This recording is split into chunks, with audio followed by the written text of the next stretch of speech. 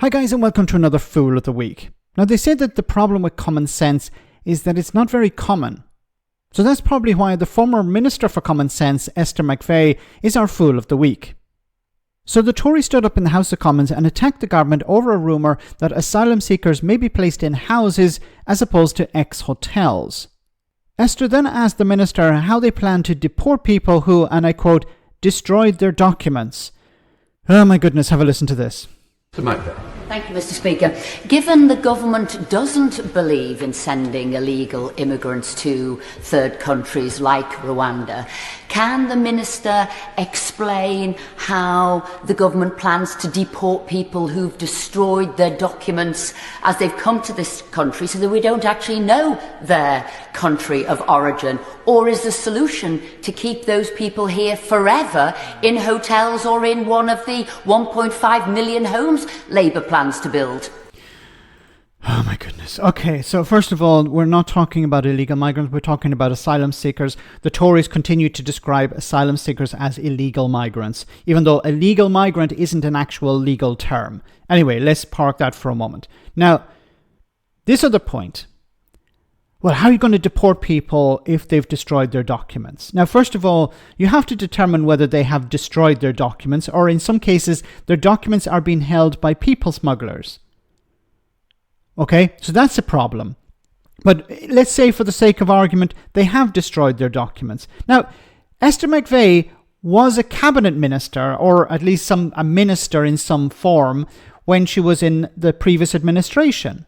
So if this was a legitimate question, all she'd have to do is turn around and ask the former Home Secretary, how do you deport people if they've destroyed their documents? So once again, these are the Tories not actually interested in understanding the truth. It's just about playing politics. Now, it is a legitimate question. How do you deport somebody who has destroyed their documents, if they have destroyed them? And let's say, for the sake of argument, once again, they have destroyed them. But there are different processes. For example, the Home Office has to carry out interviews. They look at biometric data. They cooperate with foreign governments, something the Tories don't seem to like to do. So the Tories, on the one hand, want to cut Britain off from the rest of Europe, from the rest of the world, but at the same time say we need to deport loads of people, but we don't want to work with foreign governments. What way do you want it? The far right, within the Conservative Party and like the likes of Reform UK, say we want to deport tens of thousands of people, but at the same time, we don't want to work with foreign governments. Well, you can't have it both ways. So there is a process to deport people even if you don't have the documents. It's difficult. It requires you processing these people, looking into their backgrounds, if you can find some sort of information about where they are, where they're living, maybe family connections, people they're associating with, and reaching out to foreign governments to identify if these people are from there. Using technology, diplomacy, things like that. So Esther McVey probably understands this, but instead of actually pointing it out, she tries to turn it into a political football. Because the Tories have nothing left. They have nothing left to work with. They can't talk about the economy. They can't talk about the NHS. All they seem to double back on is, of course, immigration. Now, when it comes to the housing, well, the Tories and Reform and the right wing have been constantly complaining about asylum seekers in hotels.